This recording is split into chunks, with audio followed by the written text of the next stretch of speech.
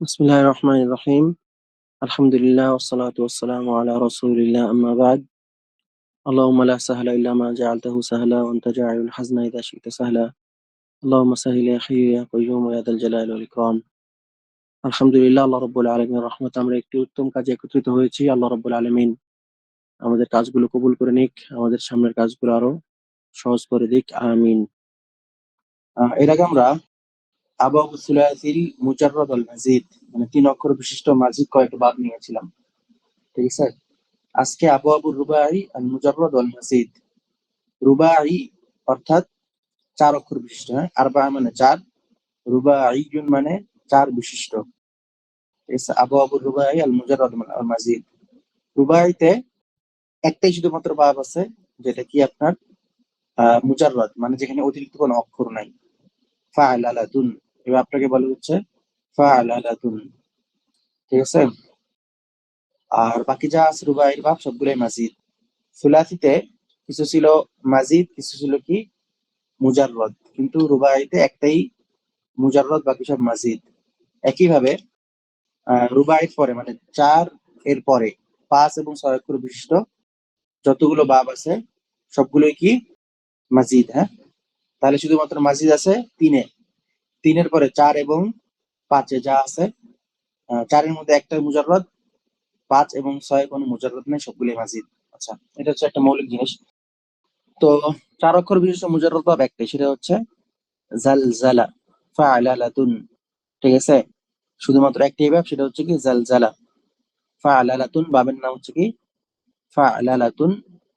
জালজালা, জালজালা শব্দটা কোরআনে আসছে ইযা জুলজিলাতিল আরদু জিলজালাহা। ইযা জুলজিলাতিল আরদু জিলজালাহা, এই যেখানে যে জালজালা শব্দটা আছে, এটা হচ্ছে এই বাবের শব্দ জালজালা। তাহলে ৩ অক্ষর বিশিষ্ট ৪ অক্ষর বিশিষ্ট মুজাররদ বাব একটাই, সেটা হচ্ছে কি ফাআলালাতুন। উদাহরণস্বরূপ যেটা বলা যায় কি জালজালা ইউজালজিলু। আচ্ছা, ৪ অক্ষর বিশিষ্ট মাজিদ বাব মোট ৩টা আমরা নিব। ঠিক আছে? সেগুলা কি কি? তাফাআলুন, ইফইনলালুন আর ইফইল্লালুন। তাফাআলুন, ইফইনলালুন, ইফইল্লালুন। ঠিক আছে? ইফইল্লাল ইতমাআন্না, ইফআলাল্লা। ঠিক আছে? তারপর কি আছে ইশমাআজ্জাত, ইশমাআজ্জাত। এই যে ইফআলাল্লা, ইফআলাল্লা। ঠিক আছে? তাহলে আরেকটা বিষয় আমাদের নতুন আসবে আজকে, সেটা হচ্ছে কি ৪ অক্ষর বিশিষ্ট মুলহাক বাব। মোট ৭টি বাব, এর মধ্যে কিছু বাব কোরআনে ব্যবহার হয়েছে। আচ্ছা, মুলহাক শব্দটা আমাদের কাছে নতুন। মুলহাক অর্থ কি? মুলহাক অর্থ হচ্ছে একটি বাবের শব্দকে নির্দিষ্ট কারণে, আচ্ছা আমি স্ক্রিন শেয়ার দিছিলাম কিন্তু কোনো কারণে বারবার অফ হয়ে যাচ্ছে। নেটের কানেকশনটা চেঞ্জ করে অন্য একটা কানেকশন দিয়ে দিতে হবে। এর আগে বলছিলাম আমাদের সুলাসি যেগুলো আছে, সুলাসিতে মুজাররিদ এবং মাজিদ ২ ধরনেরই আছে। সুলাসি বাবগুলো মানে ৩ অক্ষর বিশিষ্ট বাবগুলো অতিরিক্ত অক্ষর যুক্ত হয়ে ৪, ৫, ৬ পর্যন্ত হয়। ঠিক আছে? তারপর ৪ অক্ষর বিশিষ্ট যে বাবগুলো, এখানেও কিছু আছে রুবা, কিছু আছে মুজাররদ, কিছু আছে মাজিদ, কিছু আছে মুজাররদ, কিছু আছে মাজিদ। রুবাইতে একটা মুজাররদ বাব। ঠিক আছে? আর বাকি সবগুলো হচ্ছে মাজিদ। কিন্তু খুমাসি আর সুদাসি কোনো বাবই মুজাররদ নাই, সবগুলোই মাজিদ। অর্থাৎ তাতে কোনো না কোনো অতিরিক্ত অক্ষর যুক্ত আছে। আচ্ছা, তাহলে আমাদের আজকের দার্স হচ্ছে রুবাই বাবগুলো নিয়ে মৌলিকভাবে। এরপর যদি অতিরিক্ত সময় থাকে তাহলে অন্য দার্স নিব। রুবাই বাব একটাই হচ্ছে মুজাররদ, সেটার নাম কি ফাআলালা। সেটার নাম কি ফাআলালা, হ্যাঁ? ফাআলালাতুন। উদাহরণ জালজালা, জালজালা যেরকম কোরআনে আছে ইযা জুলজিলাতিল আরদু জিলজালাহা। ৪ অক্ষর বিশিষ্ট মুজাররদ বাব একটি, সেটা কি ফাআলালা। উদাহরণস্বরূপ কি জালজালা। আচ্ছা, ৪ অক্ষর বিশিষ্ট মাজিদ বাব আমাদের এখানে ৩টা আছে। কি কি? তাফাআলুন, ইফইনলালুন আর ইফইল্লালুন। ইফইল্লাল যেরকম ইতমাআন্না, ইফআলাল্লা, ইফআলাল্লা। আর এটা কি ইশমাআজ্জা, ইশমাআজ্জাত। এই দুইটাই কোরআনে আছে। এরপর ৩ নম্বর পয়েন্ট, আমাদের ৪ অক্ষর বিশিষ্ট বাবের ৩ নম্বর পয়েন্ট, ৪ অক্ষর বিশিষ্ট মুলহাক বাব। মোট ৭টি বাব, এর মধ্যে কিছু বাব কোরআনে ব্যবহার হয়েছে, কিছু বাব ব্যবহার হয়নি। ঠিক আছে? এই মুলহাক শব্দটা আমাদের কাছে নতুন। এর আগে আমরা জানছি কি মুজাররদ আর মাজিদ, কিন্তু মুলহাক জিনিসটা কি? মুলহাক হচ্ছে এমন একটি বাব, এমন একটি বাবের শব্দ নির্দিষ্ট কারণে অন্য একটি বাবের শব্দের মতো পরিবর্তন করা। ঠিক আছে? মানে সাধারণত এটা ওই ভাবের শব্দ না, কিন্তু আমরা এখানে অন্য কোনো অর্থ প্রদানের জন্য শব্দটাকে ওইভাবে নিয়ে আসবো, এটাকে বলা হয় মুলহাক। এখন দেখেন, একটি ভাবের শব্দ নির্দিষ্ট কারণে অন্য একটি ভাবের শব্দের মতো পরিবর্তন করে, যেরকম শাতানা ইশতুনু। শাতানা ইশতুনু শাইতান। শাতানা ইশতুনু মানে কি? আল্লাহর রহমত থেকে বিতাড়িত হওয়া। এটাকে মুবালাগা অর্থ প্রদানের উদ্দেশ্যে। আচ্ছা, আমি এখন জিজ্ঞেস করবো মুবালাগা অর্থ কি? আমরা মুবালাগা নিয়ে আলোচনা করছি এর আগে, যদিও একজন উত্তর দিয়ে দিয়েছেন, অধিক্য বুঝায়, একটা জিনিসের অধিক্য বুঝায়। মাশাআল্লাহ। আচ্ছা, আফিয়া আফিয়া ভাই আপনি বলেন, মাইক খুলে দিছে। সালাম আলাইকুম। জি শাইখ, ওইটাই মানে অনেক বেশি করছে বা শক্তভাবে করছে কাজটা আর কি। মাশাআল্লাহ, মুমতাজ। আচ্ছা, তাহলে আমাদের দার্সে ফেরত আসি। শাতানা ইশতুনু অর্থাৎ আল্লাহর রহমত থেকে বিতাড়িত হওয়া। এটাকে মুবালাগা অর্থ প্রদানের উদ্দেশ্যে, মানে সে তো বিতাড়িত হয়েছেই, খুব মারাত্মক ভাবে, চরম ভাবে বিতাড়িত হয়েছে এবং অনেক দূরে চলে গিয়েছে, এরকম করে যদি আমরা অর্থ প্রদর্শন মানে প্রদান করতে চাই থাকি, তাহলে কি মুলহাক বা তাফাই আলা এর মতো করে তাসরিফ করা হবে। শাতানা ইশতুনু, ঠিক আছে? এটাকে আমরা তখন কি করব? তাফাই আলা। আমরা এখন কিন্তু বাপগুলো বিস্তারিত নিব না, ঠিক আছে? বাপগুলো এখন আমরা বিস্তারিত নিব না, শুধু আমরা একটা উদাহরণ দিয়ে রাখতেছি যেন আমাদের পরে এটা বুঝতে সুবিধা হয়। শাতানা ইশতুনু এই শব্দটা সাধারণত তাফাই আলার মতো হয় না, মানে শাতানা ইশতুনু এটা কোন বাপ, কে বলতে পারবেন? এবার আবার শাতানা ইশতুনু কোন বাপ, কে বলতে পারবেন? 3 অক্ষর বিশিষ্ট একটা বাপ। নাসরা ইয়ানসুরু, মাশাআল্লাহ, মুমতাজ। তো শাতানা ইশতুনু বাপটা তাফাইউল এই এই ওজনে আসে না, কিন্তু আমরা এটাকে কেন এই ওজনে নিয়ে আসবো? একটা নির্দিষ্ট অর্থ প্রদানের জন্য। সেটা কি? মুবালাগা। মুবালাগা অর্থ প্রদানের জন্য শাতানা ইশতুনু বাপটাকে এই তাফাই আলা বাবে নিয়ে আসবো। তখন কি হবে সেটা? তাশাইতানা, অর্থাৎ হবে কি যে আল্লাহর রহমত থেকে অনেক দূরে চলে গিয়েছে। তাহলে আমাদের 4 অক্ষর বিশিষ্ট ভাবের 3টা পয়েন্ট আমরা নিছি। যে 4 অক্ষর বিশিষ্ট মুজাররদ ভাব আছে একটা, সেটার নাম কি? ফাআলালা। আরেকটা পয়েন্ট, 4 অক্ষর বিশিষ্ট মাজিদ ভাব আছে কি? 3টা আমরা নিলাম, সেটা কি কি? তাফাআলুলুন, ইফইলালুন, ইফইল্লালুন। উদাহরণস্বরূপ ইতমাআন্না, ইশমাআজ্জা। তৃতীয় পয়েন্ট আমরা নিছি 4 অক্ষর বিশিষ্ট মুলহাক ভাব। মুলহাক অর্থ কি? এক ভাবের শব্দ আরেক ভাবের মতো করে নির্দিষ্ট কোনো কারণে তাসরিফ করা কি মুলহাক বলে, ঠিক আছে? উদাহরণস্বরূপ আমরা শাতানা ইশতুনুকে তাফাই আলাতে নিয়ে তাসরিফ করলাম, তাফাই আলাতে নিয়ে তাসরিফ করলাম। এর মাধ্যমে মানে এই দার্সের মাধ্যমে আমাদের ফেয়ালের যে তাসরিফ, তার আমরা মৌলিক কিছু অংশ নিয়ে নিয়েছি। মৌলিক অংশগুলো কি কি? 3 অক্ষর বিশিষ্ট মুজাররদ ভাব, 3 অক্ষর বিশিষ্ট মাজিদ ভাব। 3 অক্ষর বিশিষ্ট মাজিদ ভাব কয়টা? 4টা। 3 অক্ষরের সাথে 1 অক্ষর যুক্ত হয়ে 4 অক্ষর বিশিষ্ট হওয়া, 3 অক্ষরের সাথে 2 অক্ষর যুক্ত হয়ে 5 অক্ষর হওয়া, 3 অক্ষরের সাথে 3 অক্ষর যুক্ত হয়ে 6 অক্ষর হওয়া। এই হচ্ছে 3টা মাজিদ ভাব। এরপর আমরা আসলাম রুবাই, মুজাররদ ও মাজিদ। রুবাই মুজাররদ ভাব কয়টা? একটা, জালজালা, ফা'লালাতুন, ফা'লালাতুন। আর রুবাই মাজিদ ভাব কয়টা? মাজিদ ভাব হচ্ছে আমরা 3টা নিলাম, তাফাআলুল, ইফইলাল আর ইফইল্লাল। রুবাইতে একটা জিনিস কি আছে? মুলহাক। মুলহাক কি? যে এক ভাবের শব্দকে আরেক ভাবের নিয়ে তাসরিফ করা নির্দিষ্ট কোনো অর্থ প্রদানের উদ্দেশ্যে, ঠিক আছে? এখন একটা বিষয়, আমরা যে মাসদার নেই, ঠিক আছে? মাসদার যে নেই, ফাআলা ইয়াফআলু ফি'লান, তাই না? মুজাররদ ভাবের যে মাসদার গুলো আছে, মুজাররদ ভাবের যে মাসদার গুলো আছে, এগুলো কিয়াসি না, এগুলো হচ্ছে সামাই। কি বললাম? এগুলো কিয়াসি নয়, সামাই। এই অংশটা সবাই আমার সাথে থাকতে হবে। সামাই খোলা আছে, যারা উত্তর দাও উত্তর দিবেন, সমস্যা নেই। 3 অক্ষর বিশিষ্ট মাজিদ ভাব 3টা, হ্যাঁ, 4টা না, 3 ধরনের। 4টা না, 3 ধরনের, বলতে ভুলেছি আমার বলার সময়। আচ্ছা, 3 অক্ষর বিশিষ্ট মাজিদ ভাব 3 ধরনের। 3 এর সাথে 1 যুক্ত হয়ে 4, 3 এর সাথে 2 যুক্ত হয়ে 5, 3 এর সাথে 3 যুক্ত হয়ে 6। এই 3 ধরনের ভাব আর কি। আচ্ছা, আমাদের একটা জিনিস থাকবে, সেটা হচ্ছে আমাদের যে মুজাররদ ভাবগুলো আছে, এই ভাবের যে মাসদার আছে, ঠিক আছে? মাসদার যে ইসিমটা হবে মাসদার, এটা কিয়াসি না, এটা হচ্ছে সামাই। আমাকে সামাই আর কিয়াসির মধ্যে মধ্যে যে পার্থক্য আছে, এরকম বলতে পারবেন যে সামাই কাকে বলে আর কিয়াসি কাকে বলে? সামাই অর্থাৎ, সামাই অর্থ হচ্ছে, আগে বলে কিয়াসি, কিয়াসি অর্থ বুঝতে পারলে সামাই অর্থটা বোঝা সহজ হবে। কিয়াসি মানে অন্য যে নির্দিষ্ট নিয়মে জিনিসটা আসা, নির্দিষ্ট নিয়মে আসা। যেরকম নাসরা ইয়ানসুরু, যখনই বলবো নাসরা ইয়ানসুরু তখন আপনি বুঝবেন কি যে মাদিতে জবর আছে মাদির আইনে আর মুদারের আইনে পেশ আছে। আচ্ছা, একজন হাত তুলছে, হিজবুল্লাহ। জি। সামাই হচ্ছে যেটা আরবদের থেকে শুনে শুনে কোনো নিয়ম কানুনের ভিত্তিতে নয়, আর কিয়াসি হচ্ছে যেটা নিয়ম নীতির ভিত্তিতে হয়ে থাকে। মাশাআল্লাহ, ঠিক আছে, খুব সহজেই। যে সামাই শব্দ হচ্ছে যে শব্দগুলো কোনো নিয়মের আন্ডারে আসে নাই, আর কিয়াসি হচ্ছে যেগুলো নির্দিষ্ট নিয়মের আন্ডারে আসছে। যেরকম নাসরা ইয়ানসুরু যখন বলবো তখন কি বুঝবেন যে এই বাপটা এই শব্দটা নাসরা ইয়ানসুরু বা হবে, তার মানে বুঝবেন কি এটার আইন কালিমাতে পেশ হবে। যখন বলবো দরবা দিব তখন বুঝবেন কি এটার আইন কালিমাতে জের হবে, এরকম। আর সামাই হচ্ছে যেটার কি কোনো নিয়ম নির্দিষ্ট নিয়ম কারণে আরবরা এইভাবে বলছে ওটা ওইভাবে উচ্চারণ করতে হবে, এর বাইরে কোনো অপশন নাই। ঠিক আছে? তো মুজাররদের যে মাসদার গুলো আছে এগুলো সবগুলোই সামাই, এক একটা এক এক ভাবে আসবে। যেরকম খরাজা ইয়াখরুজুর মাসদার হচ্ছে খুরুজ। ঠিক আছে? ফাতাহা ইয়াফতাহুর মাসদার হচ্ছে ফাতহুন। দরবা ইয়াদরিবুর মাসদার হচ্ছে দরবুন।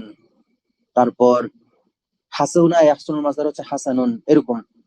তো এটা খেয়াল রাখতে হবে যে মাসদার যেগুলো সুলাসির, যেগুলো মুজাররদের, এগুলো হচ্ছে কি সামাই, কিয়াসি নয়। ঠিক আছে? আচ্ছা, এর মধ্যে আমাদের ফিআলের যে তাসরিফ সেটা নেওয়া শেষ। এরপর আমরা ইসমের তাসরিফ গুলো নিব। ইসমের তাসরিফ গুলো নিব। আমরা বলেছিলাম যে তাসরিফের শুরুর দিকে যে আমরা একটা মাসদার দিয়েই অনেকগুলো শব্দ বানাতে পারবো। তার মধ্যে আমরা ফিআলের গুলো নিয়ে নিলাম, এখন আমরা ইসমের গুলো নিব। ঠিক আছে? কি ইসমের গুলো নিব। ইসিম মানে কি নাম, সোজা অর্থ। ইসিম মানে কি নাম, বহুবচন কি আসমা, যাকে বাংলাতে কি বলে বিশেষ্য। বিশেষ্য। আমরা প্রথমেই ইসমের একটা সংজ্ঞা দিয়েছিলাম, যেটা আমাদের প্রথম দিকে দার্সে ছিল। এই সংজ্ঞাটা কি উল্লেখ করতে পারবেন? আচ্ছা, আফিয়া আফিয়া ভাই। আসসালামু আলাইকুম। যেটা পরিপূর্ণ অর্থ প্রকাশ করতে পারে, এবং এটার যেটা পরিপূর্ণ অর্থ প্রকাশ করতে পারে, এটা অতীত, বর্তমান বা ভবিষ্যৎ কোনো কাল আপনার পাওয়া যায় না আর কি। মাশাআল্লাহ, যেটা নিজে নিজের অর্থ প্রকাশ করতে পারে এবং যার মধ্যে কি কোনো কাল এর বিবরণ থাকে না। সুন্দর হয়েছে। আচ্ছা, এই হচ্ছে আমাদের ইসিম, এই হচ্ছে কি আমাদের ইসিম। ইসমের বিভিন্ন প্রকারভেদ আছে, কিছু আছে জামিদ, কিছু আছে গয়রে জামিদ। আমরা এখন জেনে বললে হচ্ছে যেগুলো তাসরিফ হয়, যেগুলো কি তাসরিফ হয় মানে যেগুলো কি নির্দিষ্ট মানে নির্দিষ্ট ভিত্তিতে আপনারা বের করতে পারবেন। আচ্ছা, আমরা ইসমের প্রকারভেদ গুলো নিয়ে নিই। ইসমের বিভিন্ন প্রকারভেদ। ইসমের কি বিভিন্ন প্রকারভেদ। লিঙ্গর দিক থেকে ইসম দুই প্রকার, একটা কি পুরুষবাচক, আরেকটা কি মহিলাবাচক। একটা কি পুরুষবাচক, আরেকটা কি মহিলাবাচক। ঠিক আছে? আমরা এই যে লিঙ্গ নিব, প্রথমে লিঙ্গ, এরপরে ধরন, জামেদ মুশতাক দুই, এরপর হচ্ছে বচন, এক বচন, দুই বচন, বহু বচন। এরপরে নিব হচ্ছে মাবনি মুআরাব, নির্দিষ্ট। তারপর নিব হচ্ছে মারিফা নাকিরা। আচ্ছা, ঠিক আছে? এই জিনিসগুলো আগে আমরা নিয়ে নিই। ইসমের বিভিন্ন ধরন। ইসমের তারিফ বা ইসমের সংজ্ঞা আমি আরো তিনজনের কাছ থেকে শুনতে চাই। সেই তিনজন কে কে হাত তুলেন? আফিয়া আফিয়া বলছেন, আর তিনজন বলবেন ইসমের সংজ্ঞা কি। আমি এখানে দেখতে পাচ্ছি প্রায় 17-18 জন ভাই আছেন। আচ্ছা, হিজবুল্লাহ একজন, ইসমের সংজ্ঞা কি? ইসিমের সংজ্ঞা হচ্ছে যে ইসিম নিজেই নিজের অর্থ প্রকাশ করতে পারে, তিন কালের কোনো কালের সাথে সম্পর্ক ছাড়াই। মাশাআল্লাহ। বশির শেখ অথবা বাশির শেখ ভাই। হ্যাঁ, যে শব্দগুলি অর্থ বোঝায় কিন্তু কোনো কাল বোঝায় না, ওদের অর্থের মধ্যে কোনো কাল উল্লেখ থাকে না, সেগুলোকেই ইসিম বলা হয়। মাশাআল্লাহ। এরপর আরাফাত হুসাইন ভাই। আসসালামু আলাইকুম। জি শেখ, এসিম হচ্ছে যে যেগুলো কোনো কালের সাথে সম্পৃক্ত না, নিজে নিজের অর্থকে প্রকাশ করতে পারে, ওটাকে এসিম বলে আর কি। জাযাকুমুল্লাহ খাইর, আল্লাহ কবুল করুন। আমাদের ক্লাসটা কিন্তু অনুশীলনের রূপে, মানে এখন থেকে যা যদি মানে অংশগ্রহণের অভ্যাস করেন তাহলে সামনে এই জিনিসটা একে তো ভালোভাবে বুঝতে পারবেন, দ্বিতীয়ত মানে আয়ত্ত করতে পারবেন ভালোভাবে। ঠিক আছে? এটাতে সবাই চেষ্টা করবেন। আচ্ছা, ইসমের বিভিন্ন প্রকারভেদ। প্রথম হচ্ছে লিঙ্গগত দিক থেকে। ঠিক আছে? লিঙ্গগত দিক থেকে হয় পুরুষবাচক নয়তো মহিলাবাচক, মুযাক্কার অথবা মুআন্নাথ। মুযাক্কার মানে কি পুরুষবাচক, আর মুআন্নাথ মানে হচ্ছে মহিলাবাচক। ঠিক আছে? মহিলাবাচক। মহিলাবাচক শব্দ আবার দুই ভাবে আপনি করতে পারবেন।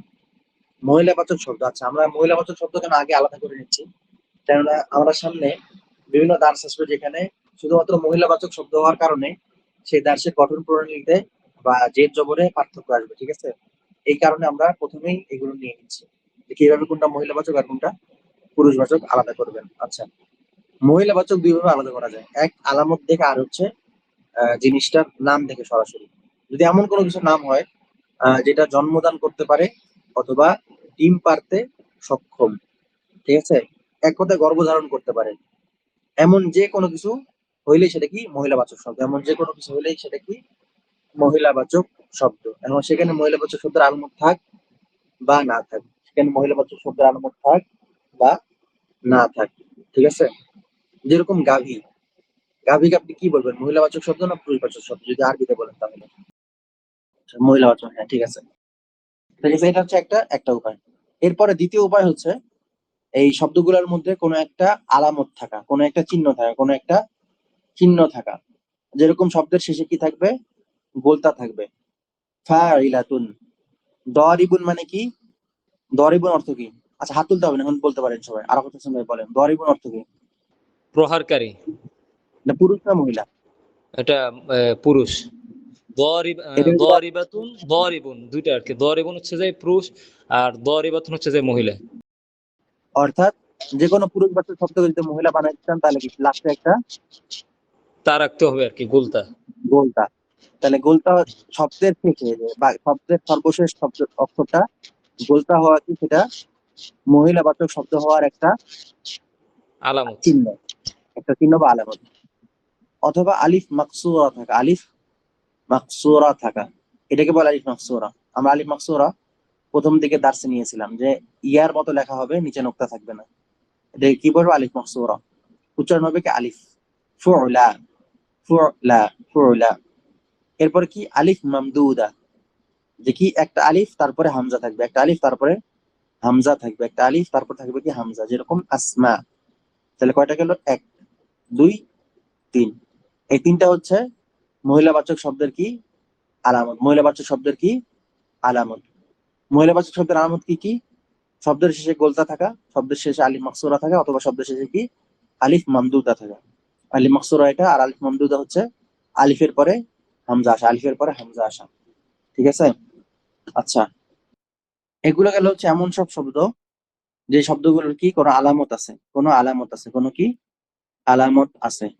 এরপরে কিছু মুজাররদ শব্দ আছে, যে কিছু মুআন্নাস শব্দ আছে, কিছু এমন আরবি শব্দ আছে যেগুলো মুআন্নাস, মুআন্নাস কিন্তু এগুলো কি সামাই। আমরা একটু আগে যেরকম বললাম যে সামাইয়ুন, এগুলো কি সামাই, ঠিক আছে? এগুলো কি সামাই, অর্থাৎ এগুলো আরবি মানে আরবেরা যেভাবে পড়েছে সেভাবে আমাদেরকে পড়তে হবে, নির্দিষ্ট কোনো নিয়ম নাই। কিন্তু এর আগে আমরা যে তিনটা নিলাম, চারটা জিনিস নিয়েছি, এই চারটা কি নিয়মের অন্তর্ভুক্ত, এই চারটা কি নিয়মের অন্তর্ভুক্ত। আর আমাদের কিছু শব্দ আসবে যেগুলো শুধু সামাই কারণেই মুআন্নাস, যার মধ্যে একটা কি শামসুন। শামসুন অর্থ কি সূর্য। শামসুন শব্দটা মুআন্নাস, কিন্তু সামাই নির্দিষ্ট কোনো নিয়মের কারণে নয়। এই গেল কি আমাদের লিঙ্গগত আহ ভাগ বা বিভিন্ন প্রকার ভেদের মধ্যে প্রধানত কি লিঙ্গ। লিঙ্গ দুই প্রকার, হয় মুযাক্কার নয়তো মুআন্নাস। মুআন্নাস গুলো আপনি বিভিন্ন ভাবে চিনতে পারবেন। চেনার উপায় কি কি? হয় উক্ত জিনিসটি বা যার নাম আমরা বলতেছি সেটা সন্তান জন্মদান বা ডিম পাড়তে সক্ষম, অর্থাৎ গর্ভধারণে সক্ষম। অথবা যদি না জানেন তাহলে আপনি কি করবেন, যেরকম আয়েশা শব্দের শেষে গোলতা থাকা, শব্দের শেষে কি গোলতা থাকা, অথবা শব্দের শেষে আলিফ মাকসুরা থাকা, অথবা শব্দের শেষে কি আলিফ মামদুদা থাকা, অথবা শব্দটা সামাই কারণেই মুআন্নাস হওয়া, সামাই কারণেই মুআন্নাস হওয়া। এরপর আরেকটা জিনিস, যে ধরন, সেটা কি জামেদ নাকি মুশতাক, সেটা কি জামেদ নাকি মুশতাক। জামেদ হচ্ছে এমন শব্দ যেটা কোনো মাসদার থেকে আসে নাই, যেটা কি কোনো মাসদার থেকে আসে নাই, এই শব্দগুলোকে কি বলা হয় জামেদ। আর যে শব্দগুলো নির্দিষ্ট কোনো মাসদার থেকে আসছে এই শব্দগুলোকে বলা হয় কি মুশতাক। মুশতাক শব্দ হচ্ছে নির্ধারিত, আর এই মুশতাক শব্দের বাইরে যা আছে সেগুলো কি জামেদ, ঠিক আছে? মুশতাক শব্দের বাইরে যা আছে এগুলো হচ্ছে জামেদ। জামেদ, জামেদ গুলো কি, জামেদ গুলো কোনো মাসদার থেকে রূপান্তরিত শব্দ নয়, আর মুশতাক শব্দগুলো কি কোনো নির্দিষ্ট কোনো মাসদার থেকে রূপান্তরিত শব্দ, ঠিক আছে? তাহলে ধরনের দিক থেকে দুই প্রকার, একটা হচ্ছে জামেদ, যা কোনো মাসদার থেকে রূপান্তরিত না, এটা হচ্ছে মুশতাক যেটা মাসদার থেকে রূপান্তরিত। আমরা একটু পরে বা সামনের দাসগুলোতে এই মুশতাক কি কি আছে, সেটা কিভাবে গঠন করতে হয়, কোন মাসদার থেকে মুশতাক আসে, কোন মাসদার থেকে আসে না, এই কারণে ইনশাআল্লাহ বিস্তারিত আলোচনা করবো। আল্লাহ রাব্বুল আলামিন কবুল করুন। এরপর হচ্ছে বচন। আরবিতে বচন 3 প্রকার: এক বচন, দুই বচন, বহু বচন। ঠিক আছে, এক বচন, দুই বচন এবং বহু বচন। দুই বচন গঠন করা, দুই বচন মানে হচ্ছে কি দুইজন ব্যক্তি, মুসলিমুন, মুসলিমানি মানে দুইজন মুসলিম। আর বহু বচন হচ্ছে দুইয়ের অধিক, দুইয়ের অধিক, সেটা 3 থেকে যত হয় হোক। সেটা কি, যেরকম মুসলিমুনা, মুসলিমুন হচ্ছে কি এক বচন, আর দুই বচন কি মুসান্না, মুসলিমানি। আর বহু বচন হচ্ছে কি যেমন মুসলিমুনা। আবার বহু বচন কয়েকভাবে বিভক্ত, আমরা সেটা নিচ্ছি ইনশাআল্লাহ একটু পরে। দ্বিবচন গঠন করার উপায় কি? দ্বিবচন গঠন করার উপায় কি? মুফরদ থেকে, মুফরদের পরে আলিফ অথবা নুন, আলিফ নুন অথবা ইয়া নুন যুক্ত করার মাধ্যমে দ্বিবচন গঠিত হয়। ঠিক আছে, দ্বিবচন গঠিত হয়। আচ্ছা, এই শব্দটা কি? এক মুসলিমুন, বছর অর্থাৎ একজন মুসলিম। মুসলিম। মুসলিম অর্থাৎ কি একজন মুসলিম। এর শেষে যদি আমরা আলিফ আর নুন যুক্ত করে দেই তাহলে কি হবে? মুসলিমানি, অর্থাৎ কি দুইজন মুসলিম, বছর দুইজন মুসলিম। আর যদি ওয়াও যুক্ত করে দেই, ওয়াও নুন, তাহলে কি হবে? মুসলিমুনা, বহু অর্থাৎ বচন। কি বহু বচন, দুইয়ের অধিক, দুইয়ের অধিক। আচ্ছা, এক বচনের সাথে আলিফ নুন যুক্ত করলে সেটা কি দ্বিবচন হয়, অথবা ইয়া নুন, ইয়া নুন যুক্ত করলে সেটা কি হবে? দ্বিবচন। আলিফ নুন অথবা ইয়া নুন যুক্ত করে সেটা কি বানানো যায়? দ্বিবচন। শর্ত হচ্ছে নুনটার মধ্যে জের থাকতে হবে। শর্ত কি? নুনটার মধ্যে কি থাকতে হবে? জের। এখন আবার দেখি আমরা এখানে মুসলিমুন, মুসলিমুন অর্থাৎ কি একজন মুসলিম। এর সাথে আমরা ওয়াও নুন যুক্ত করি তাহলে কি হবে? মুসলিমুনা, কি হবে? বহু বচন, বহু বচন। অথবা যদি ইয়া নুন যুক্ত করি তাহলে কি হবে? বহু বচন। শর্ত হচ্ছে এই নুনটার মধ্যে কি থাকবে? জবর। এখন সংক্ষেপে আমরা দ্বিবচন আর বহুবচন কিভাবে গঠন করব, দ্বিবচন এবং বহুবচন কিভাবে গঠন করব। যে কোনো শব্দের শেষে বা এক বচনের শেষে ওয়াও, আলিফ নুন অথবা ইয়া নুন যুক্ত করে দ্বিবচন গঠিত হয়। শর্ত কি? নুনের মধ্যে জের থাকতে হবে। আর বহুবচন গঠন করার নিয়ম, পুরুষবাচক শব্দের এক বচনের মূল গঠন ঠিক রেখে শেষে অতিরিক্ত ওয়াও নুন অথবা ইয়া নুন যুক্ত করতে হবে।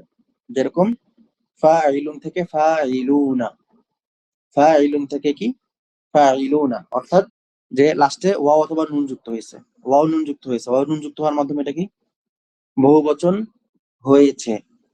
ঠিক আছে, এটা হচ্ছে বহুবচন গঠনের নিয়ম এবং একবচন, দ্বিবচন এবং বহুবচন গঠনের নিয়ম। বহুবচন 3 প্রকার।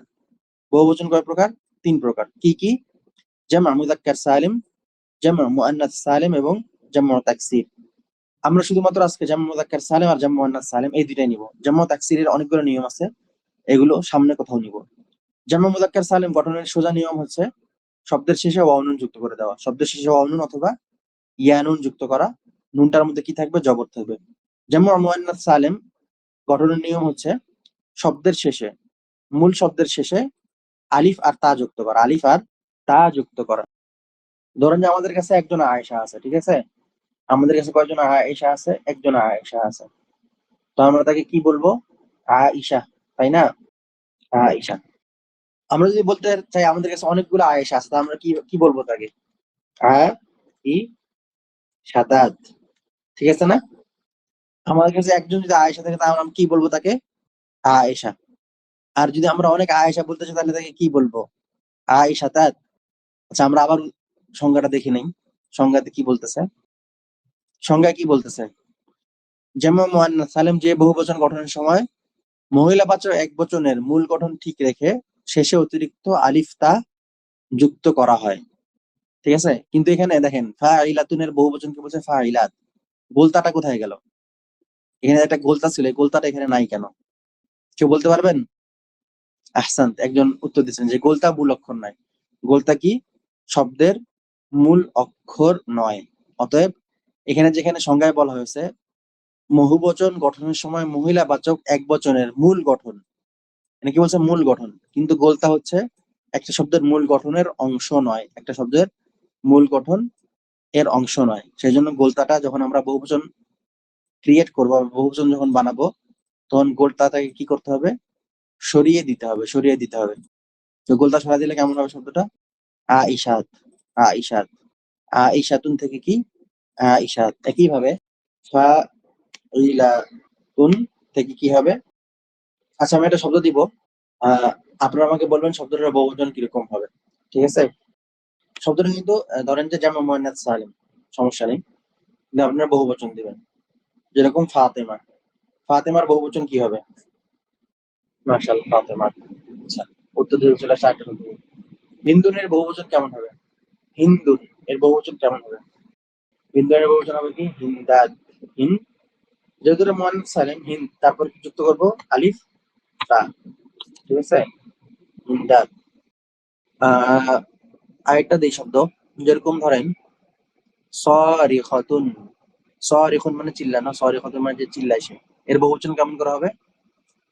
মাশাআল্লাহ লিখিত ভাবে আসছে সরিখাত, ঠিক আছে? দরিবা নিলাম একটু আগে। আচ্ছা, ফাতিহ এই শব্দটার পুরুষবাচক বহুবচন চাই, মহিলাবাচক বহুবচন চাই। পুরুষবাচক বহুবচন কে দিবেন আমাকে? فاتحون মহিলাবাচকটা কে বলতে পারবে? فاتحات ফাতিহাত। তাহলে আমাদের বোঝা গেল বচনের দিক থেকে আরবি ভাষার শব্দগুলো তিন প্রকার: এক বচন, দুই বচন আর কি বহুবচন, ঠিক আছে? এক বচনের সাথে আলিফ নুন যুক্ত করে বা ওয়াও নুন যুক্ত করে, আলিফ নুন অথবা ইয়া নুন যুক্ত করে দ্বিবচন বানানো যায়, শর্ত হচ্ছে নুনের মধ্যে জের থাকতে হবে। আর বহুবচন হচ্ছে তিন প্রকারের, তিনটা মৌলিক বহুবচনের প্রকার, একটা হচ্ছে জামু মুযাক্কার সালিম, একটা হচ্ছে জামু মুআন্নাস সালিম, একটা হচ্ছে জামু তাকসীর। জামু মুযাক্কার সালিম আর জামু মুআন্নাস সালিম খুবই সহজ। জামু মুযাক্কার সালিম, জামু মুআন্নাস সালিম এই দুইটাতে এক বচনটা একই রকম থাকবে, এক বচনটা মৌলিকভাবে একই থাকবে, শেষে শুধুমাত্র অতিরিক্ত আমরা পুরুষবাচকের বেলায় লাস্টে ওয়াও নুন অথবা ইয়া নুন লাগাই দিব, নুনের মধ্যে জবর থাকবে। আর মহিলাবাচকের ক্ষেত্রে আমরা লাস্টে কি করব?